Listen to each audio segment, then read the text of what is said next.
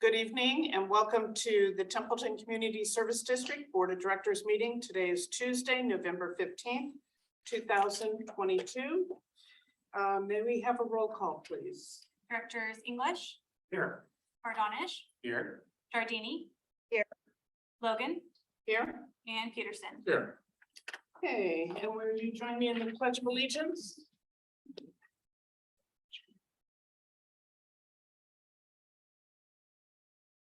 I pledge allegiance to the flag of the United States of America and to the republic for which it stands, one nation, under God, indivisible, with liberty and justice for all. Okay. We have Director Giardini is not able to be with us in person this evening. So on our consent agenda, there is item number E, which is resolution number 26-2022 to continue remote meetings. And as you will find in the staff write-up, is that we are still able to do remote meetings until February of 2023. So with that, I'd like to make a motion that we continue with move forward with approving resolution number 26-2022 to have remote meetings available. I'll second. Okay, so motion made by Director Logan and seconded by Director Peterson to approve resolution 26-2022. Can we have a roll call, please? Directors Logan, Aye. Peterson, Aye. English, Yes. Bardonish, Aye. and Giardini. Yes, Okay, that motion passes 5-0. With that, we'll move to our order of business. Would any board member like to change the order of business this evening? And I believe we have 3 items of new business. Okay, hearing and seeing none, we'll move to special reports. And with us this evening is Commander Manuele from the Sheriff's Department to provide us with an update. That is correct. Good evening, Michael Manuoli, Commander, Sheriff's North Station. Tonight, I have your report for October 2022. For the station, we've received 2,257 calls for service compared to last year, 1,681. Significant change. As I look at my notes, I see I forgot to calculate the percentage change that I normally give. So you'll have to do the math. From those calls from service, there were 262 reports generated compared to last year, 248. Looking at calls for service for Templeton, 384 compared to 397, very little change from last year. San Miguel, for comparison, had 227 calls. Templeton generated 60 reports compared to 80 previous year, so down significantly in the number of reports and only slightly in the calls for service. Breaking those calls for service down into specific areas, we have assault and battery. We had 1 call for service generating 1 report. Family member attacked another family member at the house. Disturbance calls, we had 19 disturbance calls generating 2 reports. An intoxicated family member disturbance resulted in a battery. And then we had an ex-spouse creating a disturbance at another residence. So 3 families in a row creating problems there. Burglaries, we had 4 calls for service generating 2 reports. We had a construction site trailer broken into, items stolen, and then we had a padlock taken from a shed and an air compressor stolen. So 2 good burglaries there. Not that any burglary is good. We had 2 thefts reports, 1 genuine report. Subject walked into victim's house and took a dog. Looked like it's more of a civil problem than it was an actual theft report. We had 2 calls for vandalism. One of them was generated a report. It was damage to a donation lockbox lock. So somebody probably tried getting into it, but failed. Trespassing, 6 calls for service generating 2 reports. We had a caller, the property, her personal property had been thrown over the fence, and it appeared someone had been in the house and made a mess in the house, but nothing was reported stolen. So at this point, it's a trespass. Then we had a subject who stayed overnight in a trailer without permission. Nothing was taken in that particular incident. No phone scams. We had 16 suspicious circumstance calls, generating 3 reports. We have a report of a subject may be held against their will. Again, it's a very interesting call. A mother involved in this, so it might have been a parental struggle in that particular case. Then we had a subject was seen in neighborhood backyard, and when that subject was confronted by the neighbor, he said he was looking for a cell phone. Then lastly, that subject was arrested because he had drug paraphernalia. Then lastly, we had a U-Haul van that was left running in the area for a long period of time. Notables, we had the Sheriff's Auxiliary Volunteer Patrol graffiti removal team assisted with the removal of some graffiti here in town. That is my report. Okay, thank you for that. Any questions from members of the board? Okay, members of our public, any questions for Commander Manueli? Okay, well, thank you very much. Thank you. Not easy tonight. Hey, happy holidays, everybody. Same to See you. next month. Thank you. All right. Good night. All right, with that, we don't have CHP here this evening. But one of the items that is listed under special reports, the recognition of the investigation class completion, we're going to move that to our December meeting, given that the individuals that we're going to recognize are not able to be here this evening. So, so that concludes our special reports and presentations. We'll move now to public comments. This is the portion of the meeting where members of the public may address the board on any item that is within the district's jurisdiction, which is not on tonight's agenda. The board, in compliance with the Brown Act, the board cannot discuss or act on items not on the agenda, but may ask questions posed by the public on their own initiative or in response to questions posed by the public. A board or staff member may be asked to bring this item back at a subsequent meeting or direct staff to take action. So with that, I'll open it up for public comments. If members of our public have questions on items not on tonight's agenda, but within our jurisdiction, you may address the board at this time. Okay. Doesn't look like I have any members of the public wishing to make any comments. So thank you for that. We'll move to the consent agenda. There are several items on tonight's consent agenda. The first item is the minutes. The board will consider adoption of the regular meeting minutes of October 18th, 2022.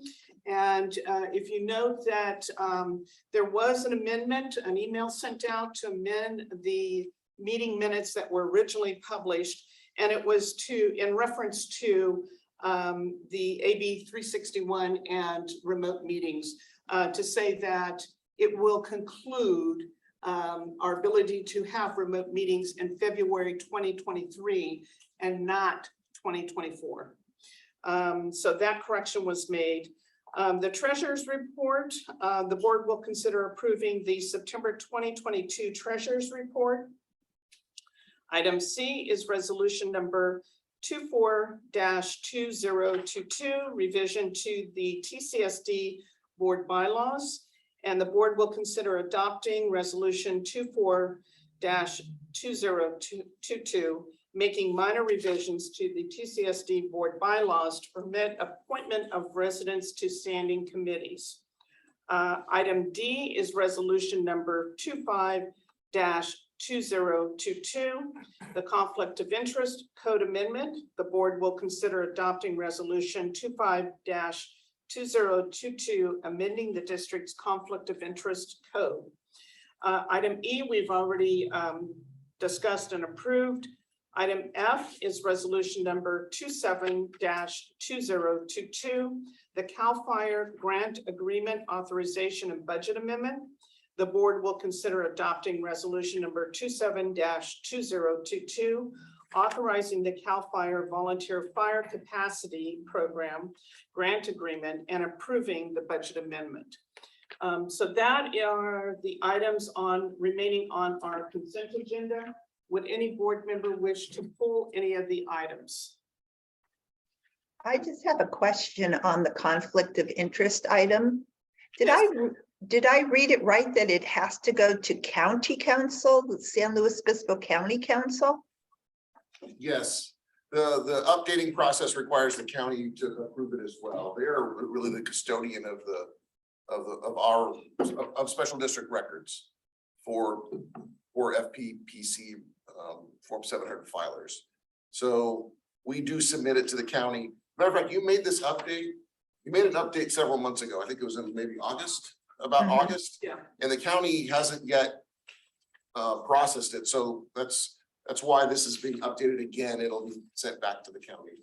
So it doesn't take effect until they have approved our conflict of interest. Oh, interesting. Okay, that's all. It was just a question. Thank you. Okay. Any other questions from members of the board? I'd just like to pull item F. Item F, Yes, please. okay. Any other items that anyone wishes to pull? Okay, I'm gonna open it up to members of the public. If members of the public have any comments or questions on any of the items. Items A, B, C. I'll just say the minutes, the treasurer's report, the resolution revising the TCSD bylaws, the resolution regarding the conflict of interest, and the resolution regarding the, well, I'll leave it at that. Any public comments on those 4 items? Yes. I think it was C, that the bylaws about adding members of the public to standing committees, is that correct? Yes, that the bylaws changes that we're going to discuss or that are contained in that resolution are to allow for members of the public to be added to the internal committee meetings that the board and the district has. What will be the process of selecting people for that? Why don't we pull that item and I can present? Yeah, let's pull that, then we'll have some discussion on that. Okay, any other comments or items that anyone would like to pull? Okay, so with that, I'm going to make a motion that we approve the item A of the consent agenda, which is the minutes of the October 18th, 2022 meeting. Item B, the treasurer's report for the period ending September 2022. And item D, resolution number 25-2022, the conflict of interest amendment. Do I have a second? Okay, so we have a motion made by Logan, seconded by Peterson to approve items consent agenda A, B, and D. Can we have a roll call, please? Directors Logan, Aye. Peterson, Yes. English, Yes. Cardonish, and Giardini. Yes. Okay, so that motion passes 5-0. We'll move now to item C, and let's have a discussion on that. Resolution number 24-2022, which is the revisions to the TCSD board bylaws. And I'm going to have our general manager provide some feedback on that. Yes, thank you much. Yes, this issue came up a couple of months ago. The board had directed or had suggested that we consider permitting members of the public to serve on committees. At the following meeting, I think your first meeting your meeting of October 18th, the board held a discussion on this particular topic to provide staff with some clarity. At that meeting, we were directed to draft some changes to the bylaws, the bylaws, and what those changes consist of are included in the board packet. But with regard to this issue of members of the public, each internal standing committee shall become comprised of 2 board members and up to 3 members of the public who shall be age 16 or older and residents of Templeton Community Services District. Qualified residents shall be solicited by the district annually. The board of directors will consider appointing members of the public standing committees each January of the calendar year and may consider additional appointments throughout the year.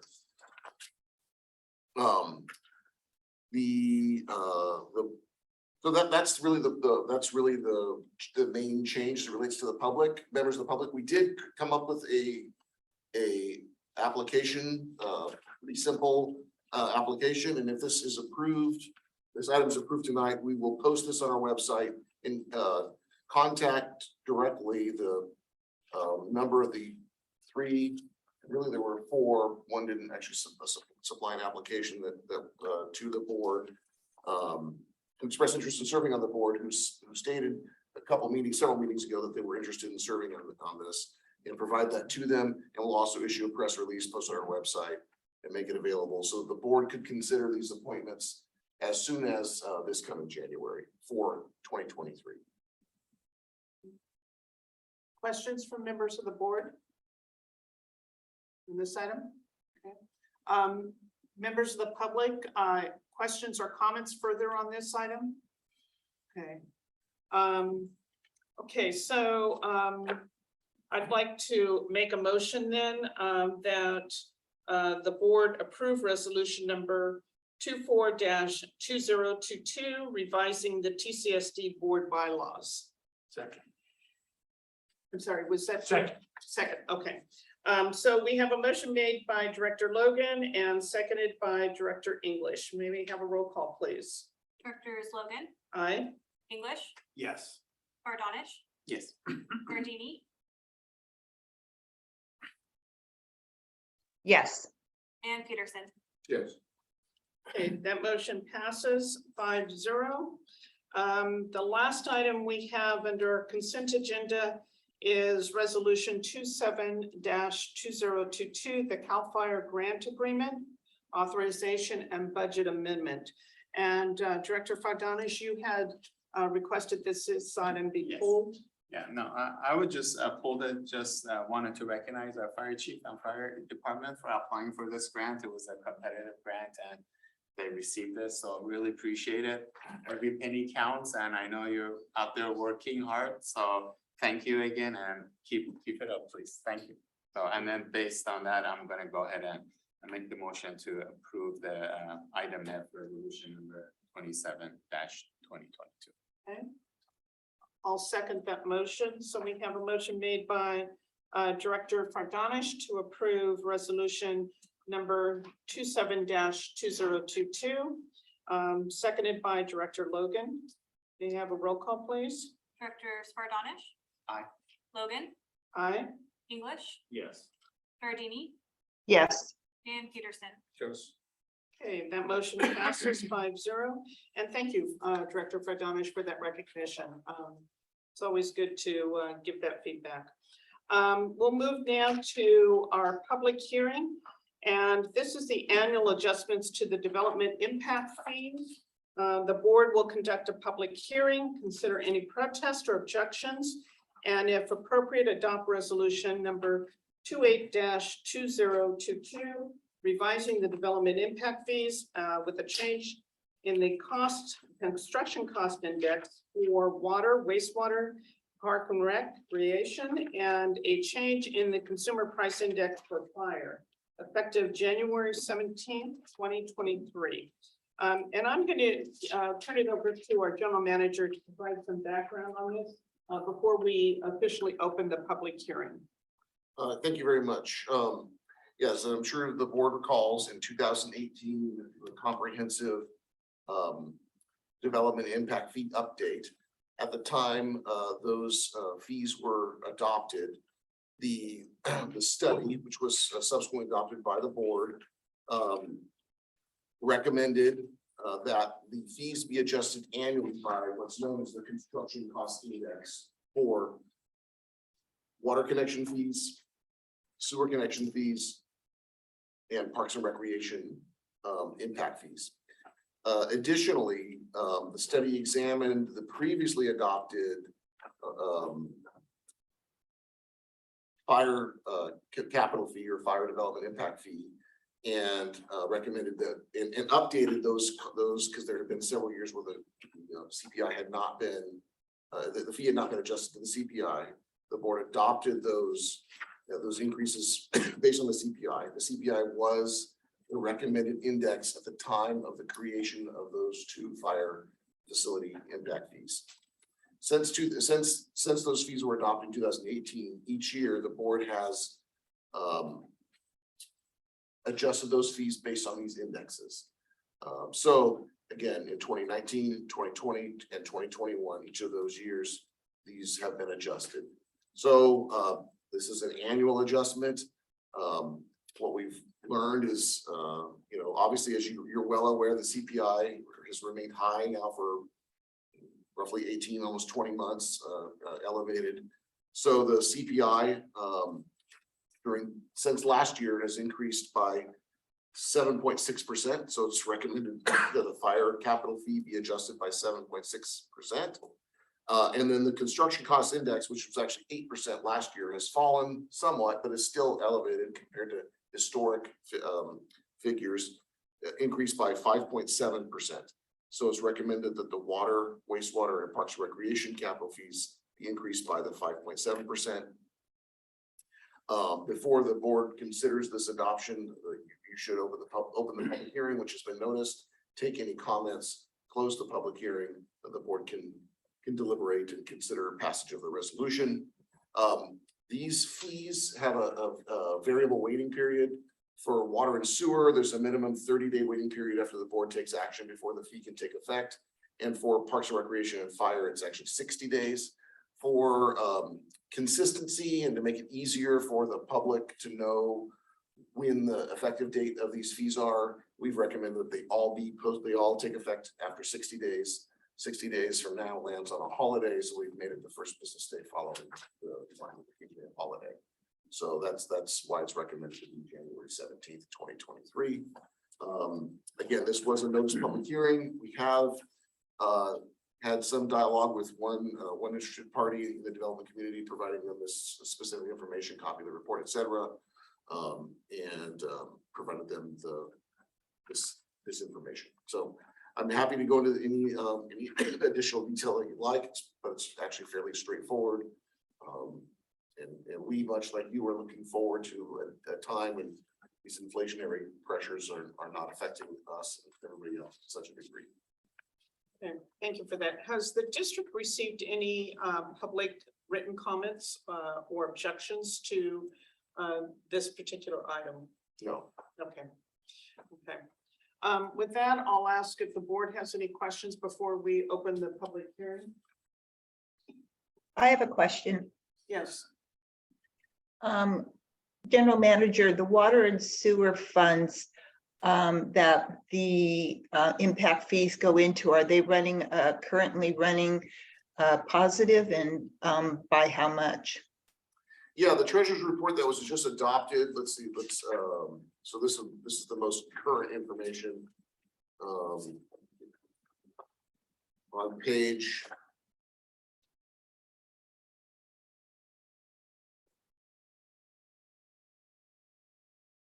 4 of the treasurer's report. So it's item B in your packet. You can see that the capital funds for water, which are by and large the collection of these fees, has $3,098,000 as of September 30th, and as well as the Nasi Meadow Water Project, which is another component of that fee, has $881,000 in cash in the bank, and sewer has about $203,000 in capital funds. So yeah, the water fund is healthier.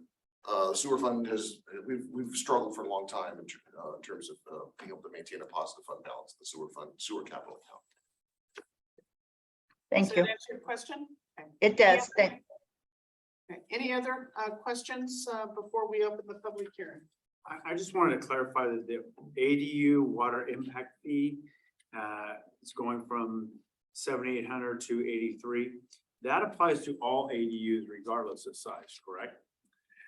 With some exceptions, if it's conversion of existing space, like somebody converts a garage, there's no fee collected. New space, it's a required impact fee. Yes. That's all my questions. Thank you. Any other questions? Okay, with that, I'll open it up for public hearing. Members of the public may address the board on this particular item. And with that, any comments from the members of the public? Yes, The ADU fee you just referred to, is that an annual fee or a one-time fee? One-time impact fee. Yeah, all of these are just one-time One-time. fees based on the new development. any other comments, questions from members of the public? Okay, hearing and seeing none on the Zoom call, I'll bring it back to the board for deliberation. Would any board member like to make a motion on this particular item? I could make a motion. Did you want to close the? Yes, I'll close the public hearing. It's back to the board now. All right, so I'll go ahead and make a motion to pass resolution number 28-2022, amending the master fee schedule by revising the development impact fees by the change in the construction code cost index of 5.7% for water, wastewater, and parks and recreation, and by change in the consumer price index of 7.6% for fire, effective January 17, 2023. Do we have a second? Okay, I'll second the motion made by Director Sardonish. May we have a roll call, please? Director Sardonish, Aye. Logan, Aye. English, Yes. Giardini, No, and Peterson. Yes. Okay, that measure passes, or that resolution passes, 4-1 objection. We'll move now to our next item of business is the minor revisions to the strategic financial policies, and the board will consider adopting resolution number 29-2022, making minor revisions to the strategic financial policies as it relates to the useful life of fire apparatus. And with that, I'll turn it over to General Manager to speak to this. Yes, thank you, Okay. Chris. Yes, thank you again. You may recall last January, there was a special board meeting held to review the financial impacts of purchasing a new fire engine. At that time, there was discussion held about how a new purchase affects our required set aside for depreciation of assets. And we spent some time reviewing various models that there were a number of them, and I don't want to get into the minutia of all that, but at the time there was some discussion and interest about potentially extending the amount of time that the district calculates depreciation on certain pieces of fire apparatus, like a type 1 fire engine. Our current policy doesn't call out or separate fire apparatus from other district vehicles, and our current policy says we'll depreciate district vehicles from 5 to 10 years. We brought this discussion on this item to the Finance and Administration Committee meeting, which was held in September, and discussed the sort of pros and cons of extending the depreciation schedule for fire apparatus. The committee members were split in terms of their recommendation on making this particular adjustment, but did ask that the item come forward to the board of directors for your consideration.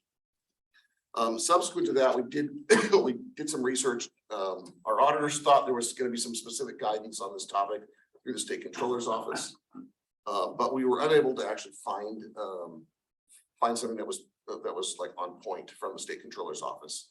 So we surveyed surrounding agencies, area agencies, to see what they were doing with regard to depreciation on this equipment. And I've included a short little table in the staff report that shows that in the city of Paso Robles, fire apparatus is depreciated over 20 years. City of Atascadero over a 20-year period. In the city of Paso Robles, type 1 engines are depreciated for 15 years, ladder trucks for 20, other fire apparatus for 10. City of Morro Bay, it's 5 years. City of San Luis Obispo, it's 20 years.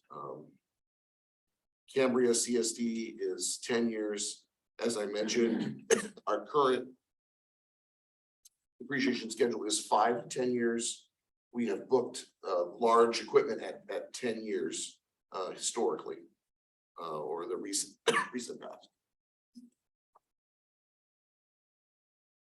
This proposed change that the board's considering tonight would essentially create a new line item. It's actually, I shouldn't say essentially, that's all it would do, would create a new line item that says fire, that reads fire apparatus, and would provide a 5 to 15 year depreciation schedule without going into a lot of detail. That would allow then the staff to book assets as they're purchased going forward at a range of 5 to 15 years. And our thoughts are that if we bought a new Type 1 fire engine, for example, that was going to have a 15 to 20 year life, it would be booked at 15 years. And if you bought something that has shorter lifespan, a pickup truck or something like that, it might still be depreciated over 5 years. I'm happy to answer any questions on this. I don't know if any of the committee members who attended the meeting where we held this discussion a couple months ago want to dive in. A resolution has been prepared for your consideration should you wish to move forward with this adoption. And again, really, it's the only change in the attached strategic financial policy is the reference to fire apparatus at 5 to 15 years separately. Everything else in this document is identical to the previously updated and adopted strategic financial policies. Okay, thank you for that. Is it staff's recommendation that we do this?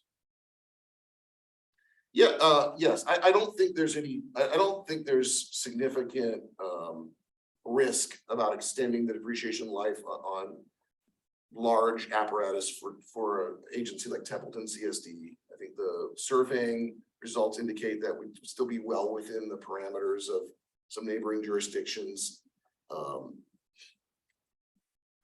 It's not as conservative as the current policy, but I don't know that we spent, those numbers weren't arrived at necessarily based on the type of review that we've just conducted.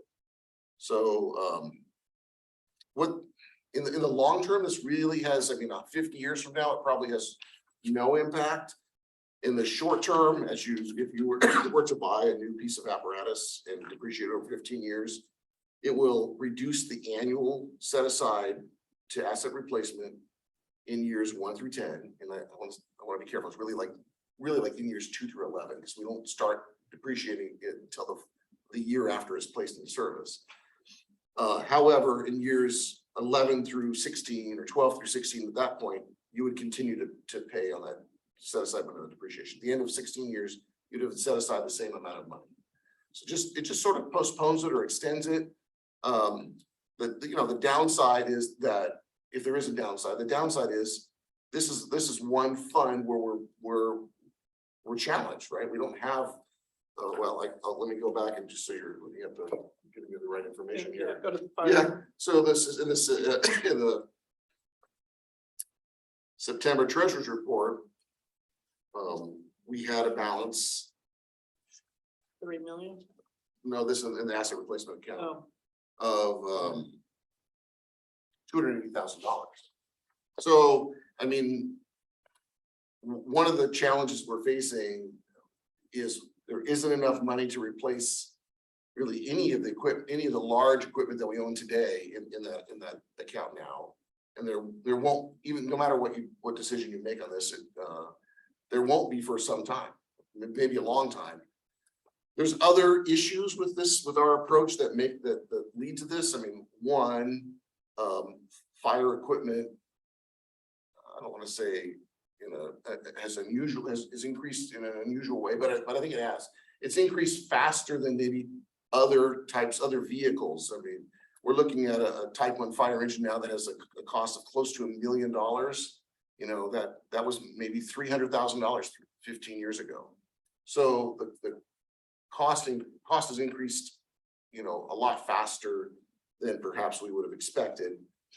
And also keep in mind, we're only setting aside when we're setting aside funds into asset replacement, we're setting aside the depreciation cost, what we pay for the equipment over time, essentially. Not its replacement cost. A more aggressive approach here would be something like that, but that's just gonna increase the challenge at hand. But a more sophisticated way of doing this might be to set aside what is forecasted to be the asset replacement cost as opposed to depreciation. But that was something that came up back in 2016 when we first developed these policies. And admittedly, that would be a better approach, but it's much more complex and it's got other challenges with it. This is simple, straight line math. And it's easy for our accounting system to track it. So that's the issue. It's pretty straightforward. Since our fire chief is here, what is your opinion of this? Or do you have one? Yeah, no, as the general manager said, should probably get up over now. As the general manager said, you know, my 30-year career in the fire service, engines are not being replaced in 10 years unless it's a very, very, very busy department. LA City, San Francisco, something of that nature, where they're putting thousands and thousands of miles on this apparatus, you know, on an annual basis. We're not doing that. We're not a very busy department, so we're not putting that kind of wear and tear on our apparatus, so it will last longer. At Tascadero, when I worked there for 16 years, 20 years, and they're pushing their apparatus with a little bit of a refurb to 25 years. So that's kind of what we're looking at right now. As the general manager talked about, having that additional money, extending it out 15 years. Any other comments? Yes, Director English. Yeah, I got a couple comments and questions on this. What equipment do we have that we would replace in 5 years? That's, I appreciate the fact that we're looking to push this to a more realistic 15, but why would we include 5-year replacement schedule? What equipment do we have that we, You're talking about specifically for fire? well, Or yes, specific, it's proposed to be 5 to 15 years. yeah, so for example, we booked, or when we had this engine, we bought the engine that we have now, the Type 1 engine we have now as a used piece of equipment. And we funded a rehabilitation to the equipment. At that time when it came back, we booked it as a 10-year depreciation, on a 10-year depreciation. You know, that's maybe proven to be longer than the equipment, because we've needed to put more major money into it, you know, in 5 years. So if we were to do that again, I'd say we'd look at it as a 5-year asset. And who makes that determination? Staff, Staff, chief? they will have the chief's input. It's not his decision. It's an accounting tool, Yeah. not an operational tool. But here's the risk is you don't want to tie the depreciation to its optimal life, because maybe we don't get what we expect out of it. And so if we expect to get 20 years out of it, we want to make sure the depreciation is over and done with and all the funds have been set aside before the 20 years comes. So it makes sense to have a depreciation period of 15 years on a 20-year piece of equipment. And also keep in mind that we're not like the engine that we have now, the 7195. We booked it into service, or maybe that's a bad example. Let's take the Type 3 engine. It arrived here in August of 2020. Okay. So we booked the asset in fiscal year 2020, 2021. We didn't start setting aside money in depreciation until the following fiscal year. That's how, so it's always lagging a year. So even if that was done for 10 years, we'll be setting aside the final payment on depreciation at the end of its 11th year. Yeah, I'm in favor of matching our replacement schedule with reality. So the reality is, and I've worked for a number of agencies, that you hang on to vehicles as long as you can. I mean, you don't replace them so quickly. So let's match what we're doing in reality to our policy, because it really does affect our budget. I mean, if we're setting aside money at a greater rate than we're actually using, it impacts our ability to provide services because we're setting aside all this money and it limits our flexibility in our budget. So I'm in favor of pushing that further. I would say personally, 15 to 20 years is, you know, the schedule that we should set so that it reflects actual policy or actual practices. That question being asked, what is our typical life expectancy of our equipment? What are we doing now? What is our reality? Even Chief Peterson could better answer what we expect to get out of fire apparatus, for example. Yeah, so, as I mentioned, fire apparatus, and the way they're constructing them nowadays, they are lasting longer. And they are having to go through some modifications at about the 15 to 20-year mark, depending upon the use and depending upon, you know, how hard and how many calls we abuse them with. Training has a lot to do with that, for example. So if we're training on that engine and running the pump and the motor continuously throughout the week, that's wear and tear on the motor. The replacement value, or I'm sorry, the replacement schedule on a typical engine is going to be probably close to that 20-year mark. That's kind of the industry standard. That's kind of what the NFPA guidelines dictate to, is your departments are, you know, 10, and we're putting them in reserve status at 10 years and replacing at 15, where the departments that are less busy, replacing at 10 or putting them into reserve at 15, replacing them at 20. So that's kind of you alternate when you've got a couple of engines, so you're not getting hit at once with 2 engines.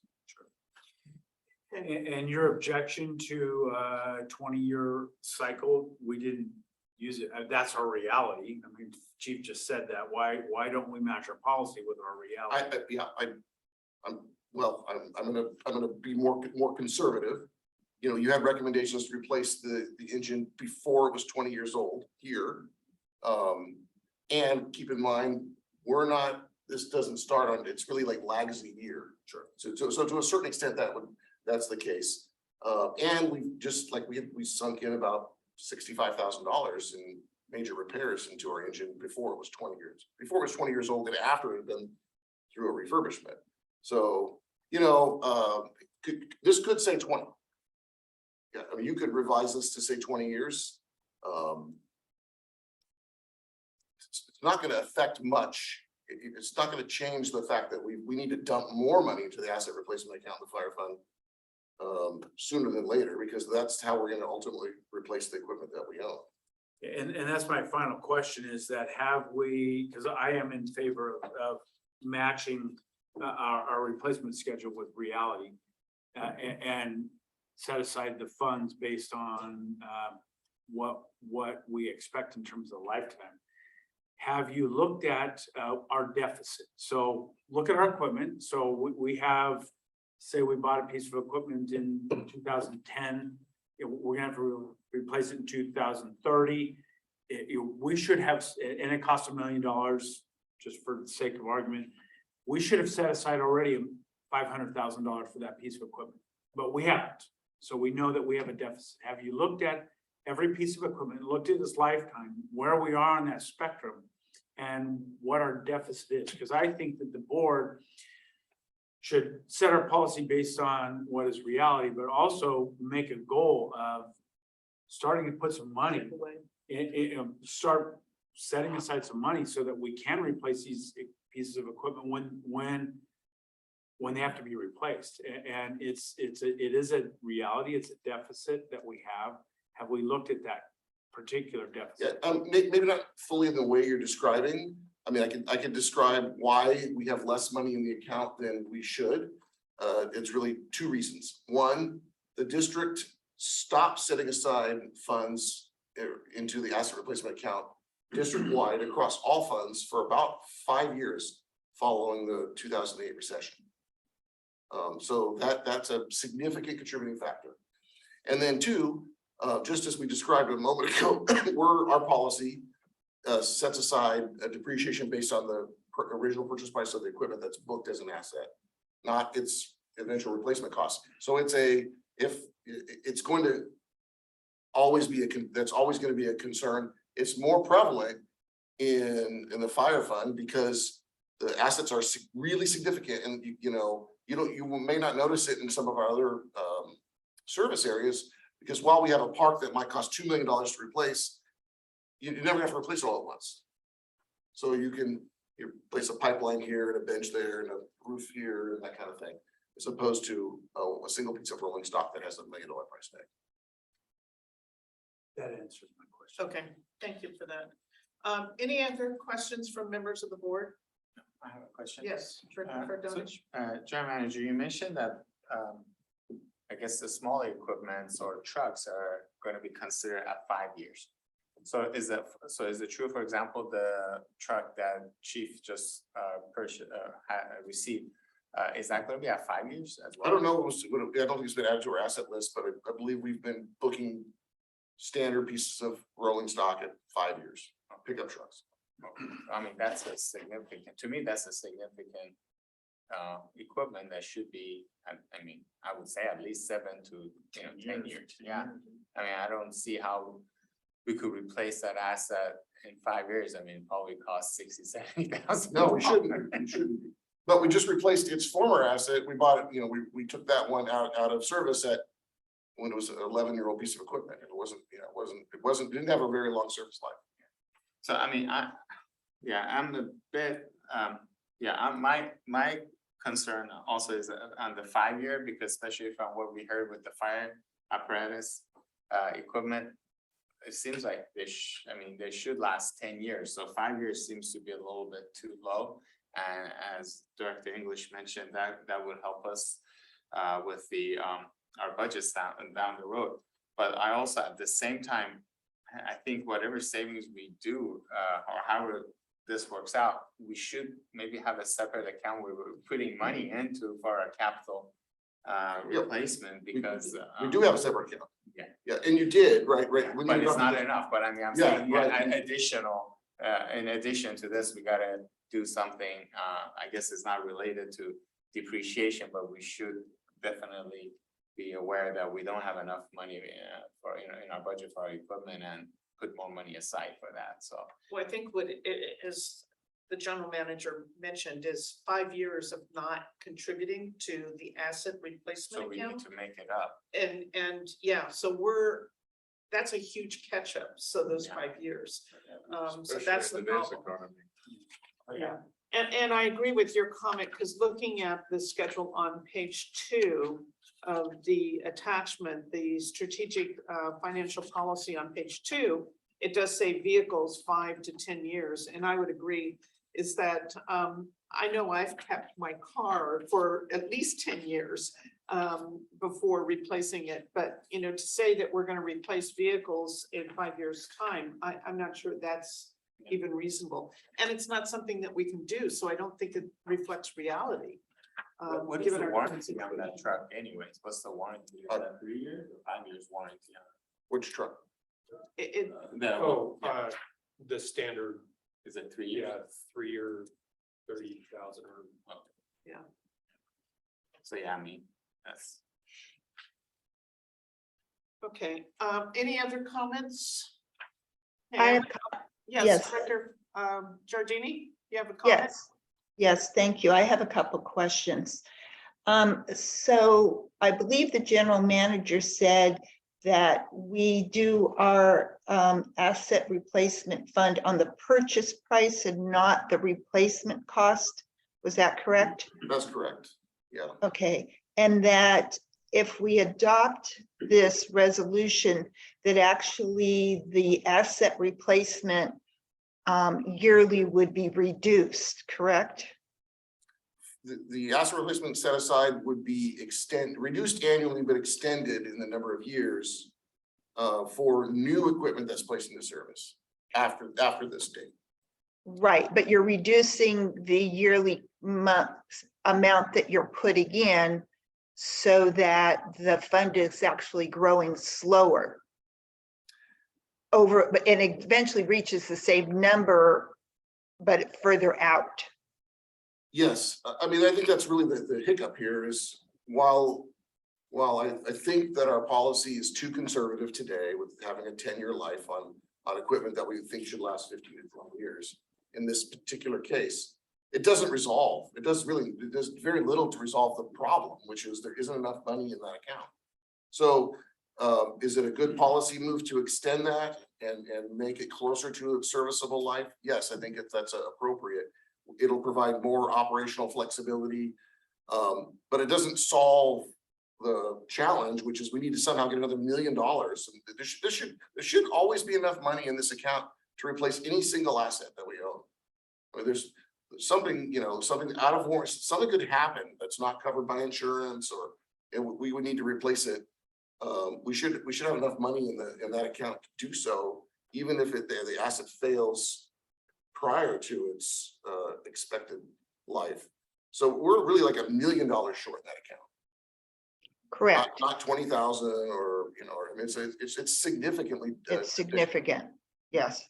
So my next question is, if you put less money into the account for the asset replacement, where does that savings go? It's available, it remains with the fire fund. It's available for, to be budgeted in other ways. The board, really, and all of this is internal, right? You don't have to, even if you adopt, do big changes or not on this, these are guidelines, these are your own rules. So you're not necessarily required from an external agency to follow this policy, but it is, you've established it as your goal. So if you change this, and we buy, again, nothing would happen based on the current equipment, right? It's already on a depreciation schedule that was established at the time that asset was put into service. So the only changes that you'll see to the financial impacts are only after we buy a new piece of equipment following the adoption of these changes. Then let's use the example of a Type 1 fire engine. If you bought a new one at $1 million and it was depreciated over 10 years, it'd be $100,000 a year for that particular piece of equipment to be set aside. If it was done over 15 years, it'd be $75,000 a year for 15 years. So the difference is 25 grand for the first 10 years. You'd have more flexibility about how you appropriated those funds. You could still contribute it to asset replacement as you did this current year, because there was an opportunity to do so.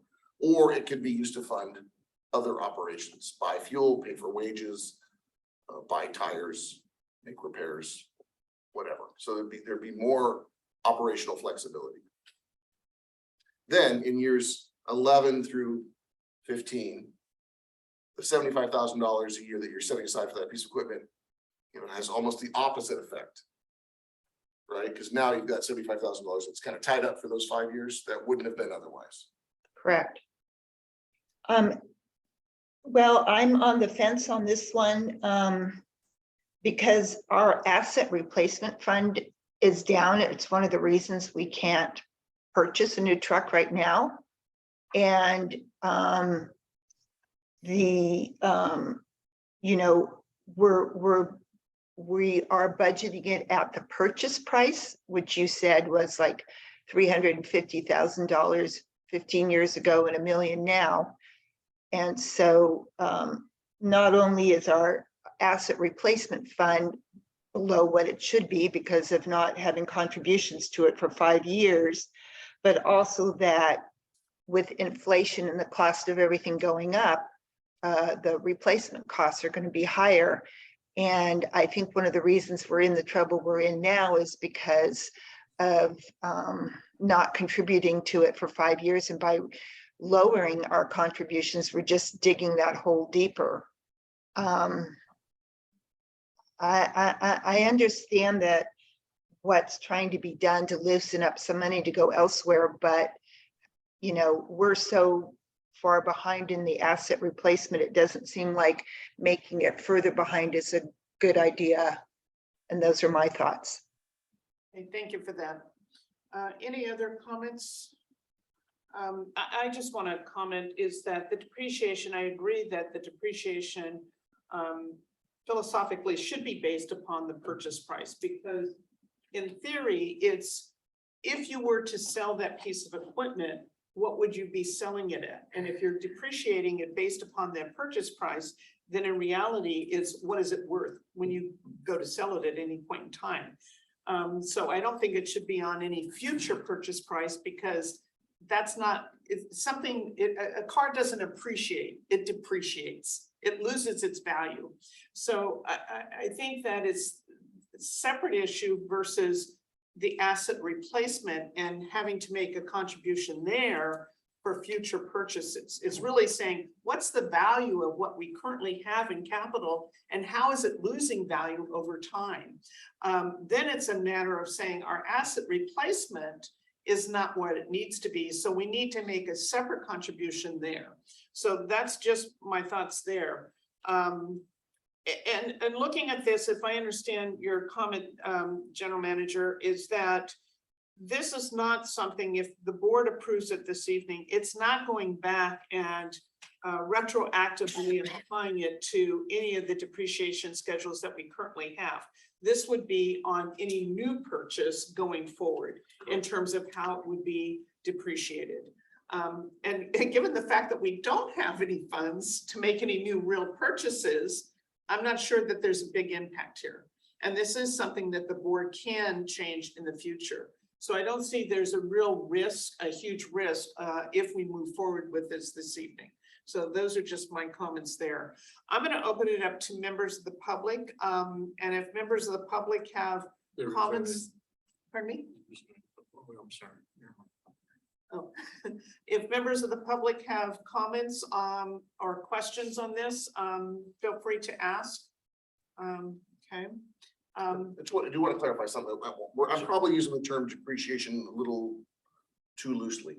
You're correct in that there's the depreciation on our accounting system is for the purposes of displaying the value of our assets to the people who read those financial statements. Probably not very many of them actually, but that's the reason why we calculate depreciation. So we happen to use depreciation to calculate asset replacement. That's really what we're talking about tonight, but our policy kind of ties those two together. It's an imperfect system. And we could come up with a much more sophisticated, much better system. It's not going to change the problem that we don't have enough money in the account now. This decision that you're making, probably 15 years from the date that you purchase your next big piece of equipment for the fire fund, will have been neutralized. It's just, what does it do within those first 15 years? And then after that, it probably makes no difference at all. So, because really, we don't have an asset replacement line item or an asset replacement fund for each piece of equipment. We're not setting aside money for this desk and this chair. These assets are lumped together by fund. They're maintained by fund. So once you make this change and we then buy that new piece of equipment after 15 years, it's assuming we get that much life out of the equipment, we're kind of caught up, right? We have that much money set aside, whether we set it aside in 10 years or 15 years, it's now all there.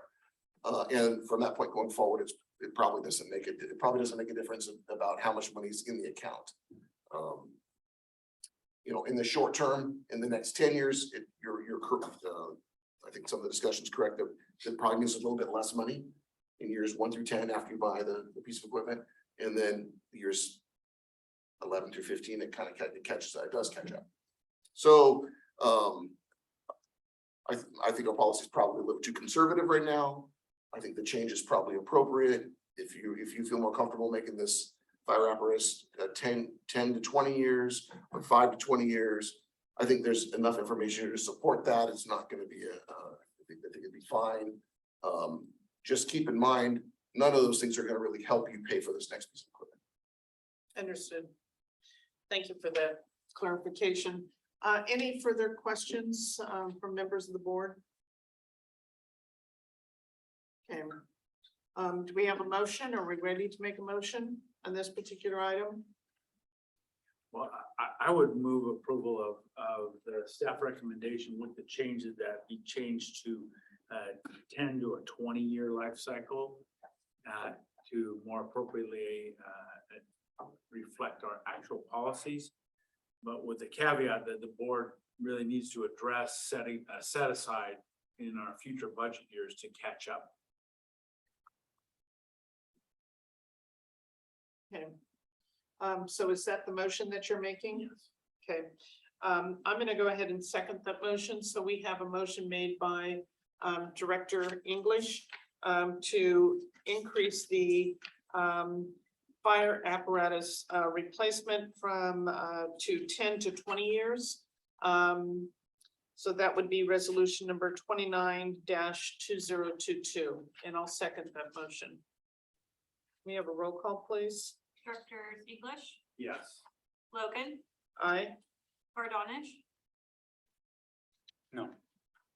Giardini, No, and Peterson. No.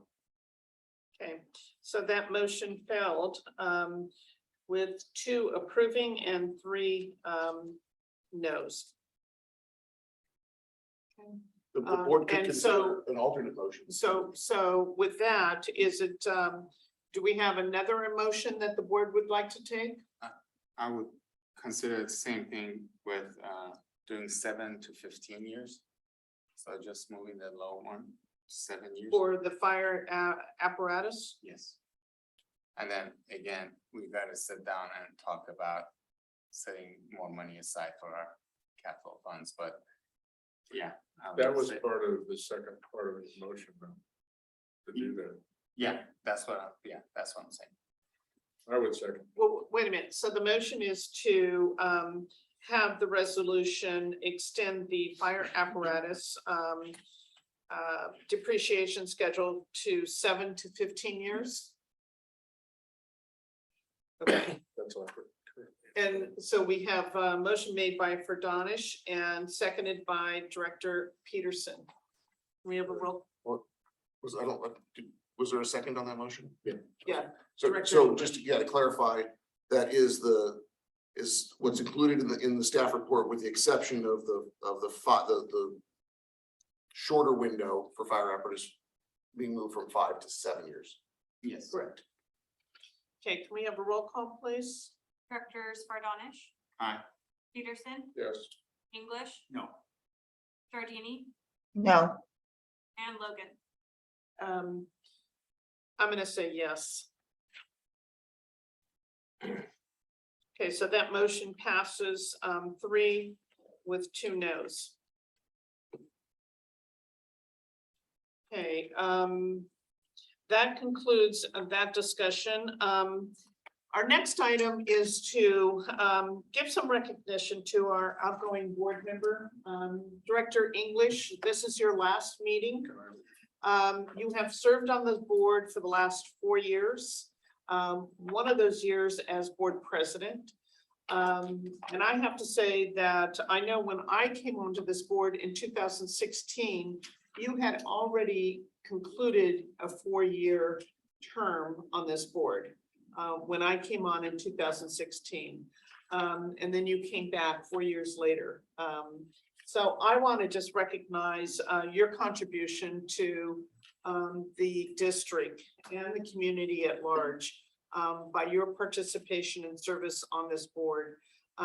Your comments, your questions, your input on this board, I have greatly appreciated, and I have learned a lot from you with your questions that you asked.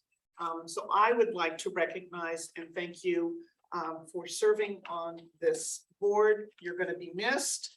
And with that, I'm going to present you with this plaque, which is basically saying that you served as director from 2012 to 2016, as a director from 2018 to 2022, and board president in 2020. And in recognition of your dedication and years of service to the residents of Templeton, the Board of Directors of the Templeton Community Service District, on behalf of its residents, sincerely thank you for your loyalty and commitment to Templeton. And with this, I'm going to present it on behalf of the board. Thank you. Thank you, girls.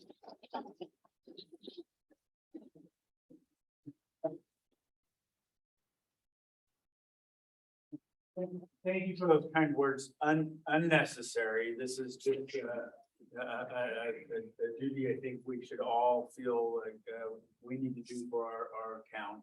Wonderful town it is. It's been a privilege to serve the Templeton residents. Wanted to just thank staff. I mean, Jeff, I'm a fan of yours, you know that, and appreciate your leadership of the board of the services district. And there's a couple of people I wanted to just point out, it's kind of unsung heroes. I think that the office staff, I really enjoy Maya and Tina and I mean Tracy and Andrea. They're kind of unsung heroes and they're great. I always enjoy working with them, but all the staff, it's been a pleasure to work with you. So thank you very much. Thank you. We'll pass it along. I look forward to my Tuesday nights off. Well, hopefully you won't stay in retirement too long, and you'll consider coming back and serving. But you know, people say that Templeton's a great place to live, and it's really a great place to live because people get involved and make the community. So thank you for your service. So, unless anybody else has any comments, Yeah, I have to make a comment. Oh, no, I wanted to say positive comments. Oh, no. I thought this was a roast. Our meetings will be half as long. Oh, Now, he expected me to say that. It wouldn't be me and him if I hadn't said that. I've known Jeff since what, 2011, when a mutual friend talked us both into running for the board. And there was what, 7 people running for 3 positions. And unfortunately, he won, I lost, and I haven't liked him since.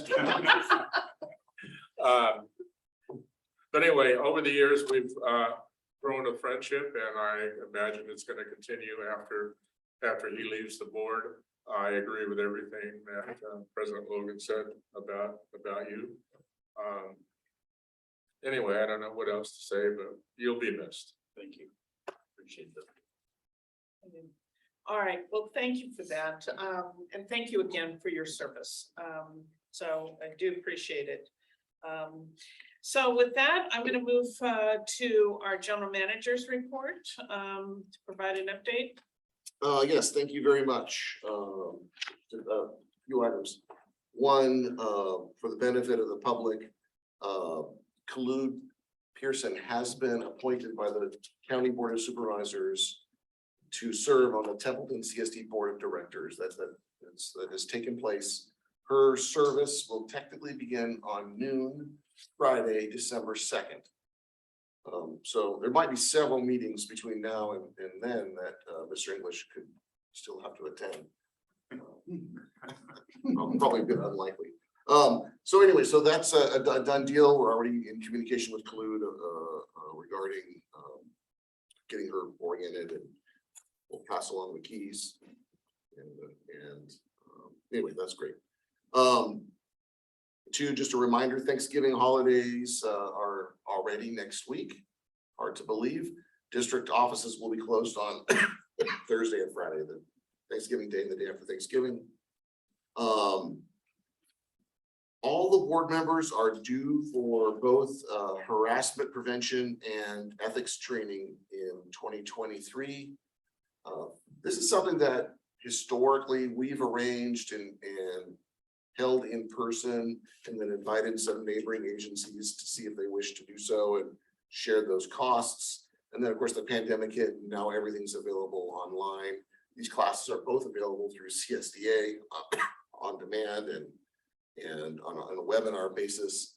does the board have a preference? Are you,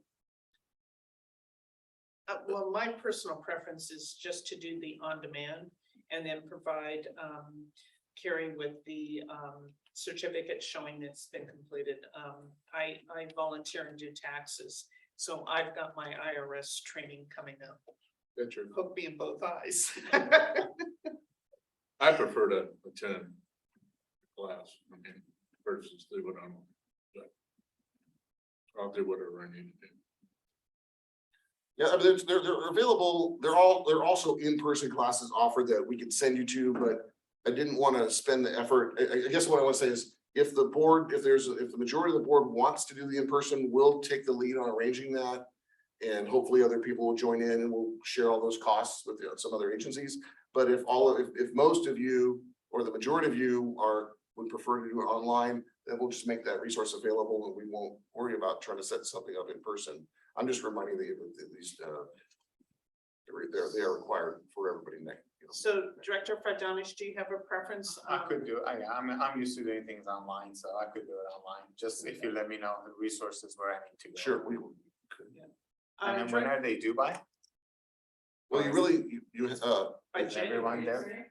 in I want to check I the have- dates. I I have believe in January, it'll be 2 years. Oh, okay, so we need For to. both. Yeah, you have really, the way the law reads, you have like the year to get it done, but Director Giardini, do you have a preference on demand or in person? Virtual on demand. Okay. All right. thank you. And then finally, just wanted to inform you, let you know, health insurance rates for district employees and retirees are set. There were another significant increase taking effect in 2023. We budgeted for a portion of this. We didn't budget enough to cover the full cost of this increase in terms of the district's cost. And then keep in mind, and I just remind you that for employees that were hired since 2014, the district's contribution is a fixed dollar amount based on resolution. So about 15 of our current 20, and soon we have some vacancies, about 23 employees will see cost increases as much as about $2,000 a year in terms of their net take-home pay being reduced. So about as much as about $75 a paycheck. It ends up being about $2,000 a year if we have two parties on the plan for employees that are hired since 2014. So just pointing that out, that's a significant cost increase. It obviously affects every person differently in terms of their percentage of take-home pay. But I just did want to point out that the cost increase was again high. This is 2 years in a row we've had pretty steep health insurance cost increases. I think that's all the comments that I had, unless you have any What about questions. the holiday party? Do you Oh, want? sorry, yeah, I can, yeah, we have that booked for December 8th. And I think, do we have RSVPs from all the board members? Yes, I just need dinner choices from a couple of them. Well, we'll stay in touch, but yeah, we do need to get meal orders or, entree orders in a week in advance. So we're in contact. We're getting a good response and expect to have a good turnout. And this has been 3 years since we 3 last. years since Are we've we had. playing our goofy game? New goofy I games. do have goofy games we'll be playing. And she's got something to do with it? Oh, Lord. So from what I told, there'll be some new activities, but we won't be playing the gift exchange because it was time consuming. I have other games. Oh. Also, can't we're drink. agreeing, yeah. Okay, anything else? Nope. Okay, thank you for that. I have a question Sure. to the general manager.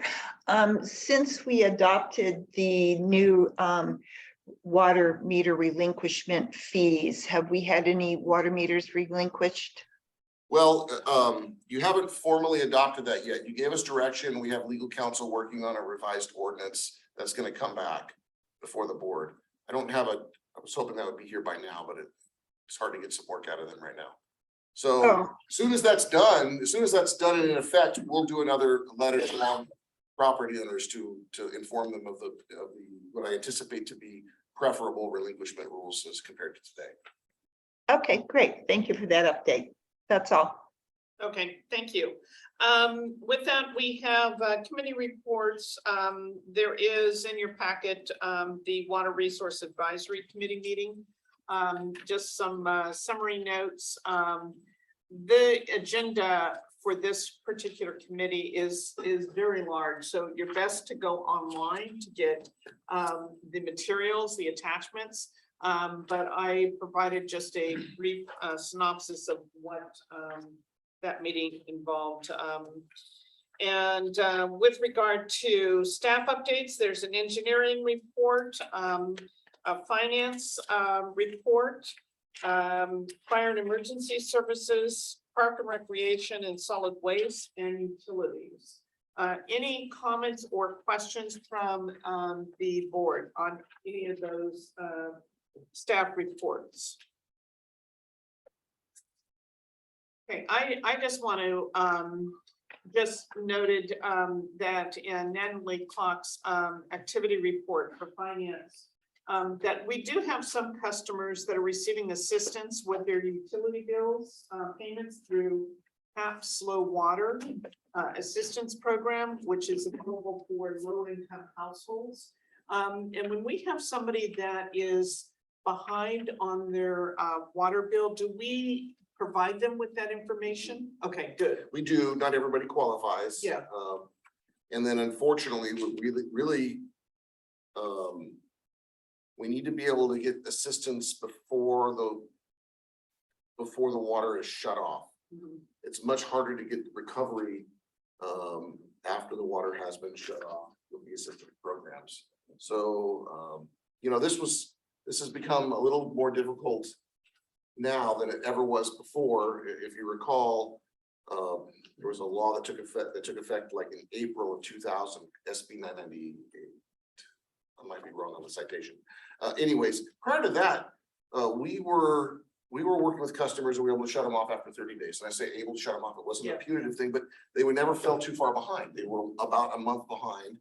And so the amount of money they needed to raise to get caught up and prevent shut off was a smaller amount. Then we went through this 2.5 years of really, or about 2 years of no shut offs at all because of the pandemic. So a number, not a huge number, but a number of accounts got pretty significantly behind because we were unable to enforce shut offs or unable to enforce non-payment with a shut off. Now that we're back in a pattern, what's ended up happening is most of these customers, when they fall 2 months behind, which is really more like 2.5 months behind, they're like $400 behind.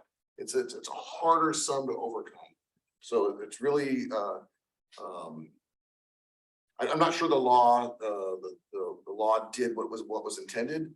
We're actually dealing with more shutoffs now than we were in 2019, 18, and 17 in terms of the monthly number. It's still not an exorbitant number. It's 2 or 3 or 4 a month, but it was 1 or none. Yeah. So do we wait until someone is behind before providing them with the information, or is this something that has been provided to all customers in hopes that someone who perhaps is not availing themselves to this program for which they might be entitled to, that they? Yeah, I don't think they're entitled to just for routine bills. It's to prevent the loss of water. The loss of water. Yeah, Okay, so we're it gonna really shut is, off. yeah, they really, Okay. now there was some legislation, that actually one bill that didn't end up getting signed by the governor was gonna create some permanent programs. So there are additional programs that are available, but to my knowledge, they're not just a monthly handout to keep people current. Okay. So yeah, we're typically already in communication with them about their bill falling behind. They've received, late notices, warnings about the shut off and those kinds of things. We have restored, when we get confirmation that we're getting payment from a third party, not a third party like a neighbor, but an agency that runs this program, we've restored service based on the confirmation that payments coming, because it takes them like 45 days. Any other questions from members of the board regarding the staff reports? Well, I just have couple of comments to make on the I'm Melissa Johnson's Parks and Rec, the department report. First of all, soccer was the biggest season yet, 880 players, 90 teams, that's amazing. Crazy. So that's, I don't know how she does it, but an incredible job. And they managed to raise for Living the Dream Volunteer Awards, $70,000, and that's all gonna go to our rec department, so please thank her on my behalf, and I'm sure on board's behalf, for all the hard work that she's done. And I think that's the most that has been raised, from Living the Dreams, because I think when that, was last held, I think it was, roughly $60,000, so. You know, it's really it's been quite variable. It But not as started out, high as yeah, 70,000. never this high. It was like 58,000 the first year, and then it declined for the subsequent 2 years. Then we went again 2 years without having it. Last time it was offered was 2019, so it didn't have it 2020, and didn't have it 2021. This year blew our really all we didn't, you know, it's hard to have an expectation because a couple of people are make a $15,000 difference. I mean, really, Yeah. just a couple of people can make a huge swing. So, I had, you know, I was hopeful that we would get in the figures like we had previously, and it exceeded all expectations. It was really, really remarkable, and it's pretty amazing to see the generosity of those in attendance. Okay, any questions from members of the public regarding staff reports? Okay, thank you for that. Any comments, or, directors' reports regarding meetings attended on behalf of the district? I have a conflict this Thursday night. There's a tag meeting if there's somebody else who wants to attend the tag. I can attend the tag meeting. I'm short timers, I'm telling you. He doesn't have a way in any longer. That meeting is in person and Yeah, the here, agenda just. yeah, I got the agenda. Okay, it looked like a long one. It was just a lot of stuff. Okay. Okay, with that, a couple of things that we have, for our upcoming December meeting, tentatively scheduled is the audit report. The introduction of the ordinance for the water unit replenishment program. I think Director Giardini, that's what you were asking about. So hopefully that will be back from legal, in time for the December 6th meeting. Board reorganization. So we will also, I will be departing as board president, and we'll have election as to who will be serving as board president, going forward. And then the 2022 fire code, and the preview of the redesigned water district, or the redesigned district website. So that's going to take place December 6th as well, at this point in time. Yeah, some of those items are tentative. Don't, Well, no more. It's just, it is tentative. It's just to give people an idea of what is coming up at this point in time. Things do change because some of it is dependent upon staff being able to get information from legal to be able to complete this. I understand that. and one, since you're going over this now, I do anticipate a closed session item that evening at 5:45. Okay. 5:45. Well, we just want to make sure we have enough time. Okay. So that I can make it, I can ensure it shorter if anybody has a conflict. December 6th. December 6th. I won't be at the December 6th meeting. Okay. All right, with that, if we have no further business to conduct, I'll adjourn the meeting at 8:24. Thank you, everyone. Have a good evening. Short timer, you.